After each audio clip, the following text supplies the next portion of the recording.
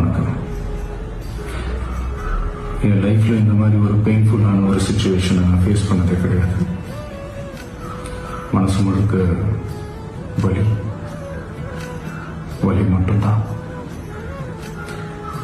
இந்த சுற்றுப்பயணத்தில் என்னென்ன மக்கள் பார்க்க வராங்க, அதுக்கு ஒரே ஒரு காரணம் தான் அவங்க என் மேலே வச்சிருக்கிற அன்பும் பாசம். அந்த அன்புக்கும் பாசத்துக்கும் நான் எப்பவும் கடமைப்பட்டிருக்கிறேன்.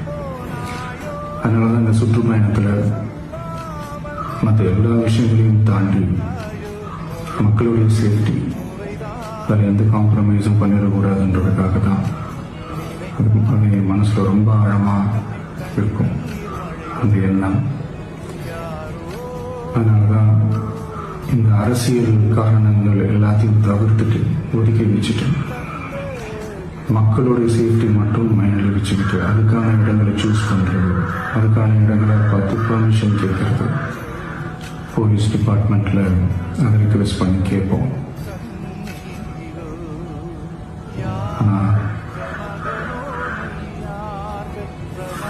நடக்கக்கூடாதது நடந்துருச்சு. நான் மனுஷன் தானே. அந்த நேரத்தில் அத்தனை பேர் பாதிக்கப்பட்டு இருக்கும்போது எப்படி அந்த ஊரை விட்டுட்டு என்னால் கிளம்பி வர முடியும்?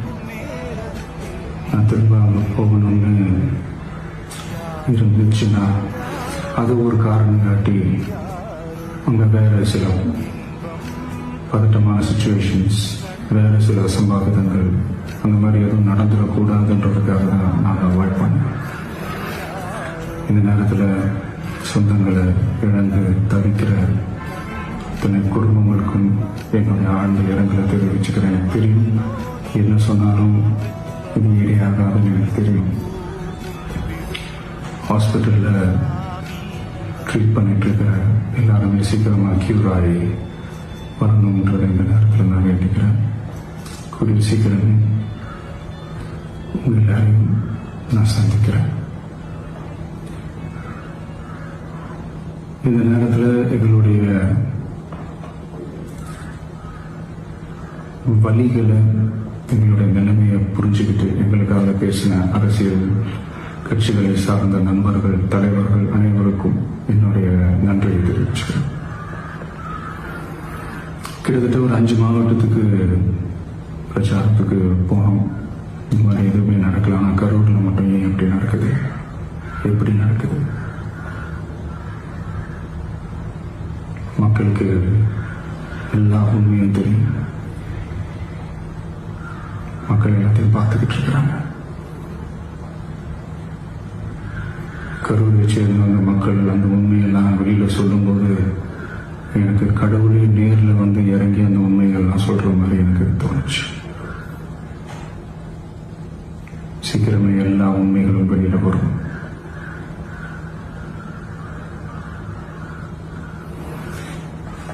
எங்களுக்கு தரப்பட்ட இடத்துல நாங்கள் போய் அந்த ஸ்பாட்ல நின்று நாங்கள் பேசிட்டு வந்தோம். அதை தாண்டி எந்த தவறும் எங்கள் செய்யலை, நாங்கள் எதுவுமே செய்யலை. பட் இருந்தாலும் எங்கள் கட்சியை சேர்ந்த நிர்வாகிகள், தோழர்கள் மேலே எஃப்ஐஆர், அது மட்டும் இல்லை சோஷியல் மீடியாவை சேர்ந்த நண்பர்கள், தோழர்கள் அவங்க மேலே எஃப்ஐஆர்லாம் போட்டு இப்போ பிடிச்சிட்டு இருக்கிறாங்க.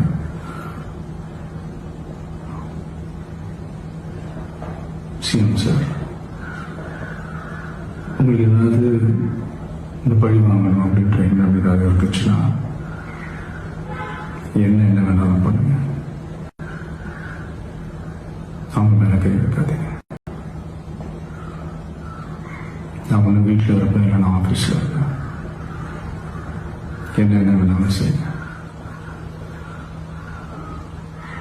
நண்பர்களே, தோழர்களே, நம்மளோட அரசியல் பயணம் இன்னும் ஸ்ட்ராங்கரா, இன்னும் தைரியத்தோட கண்டினியூ ஆகும்.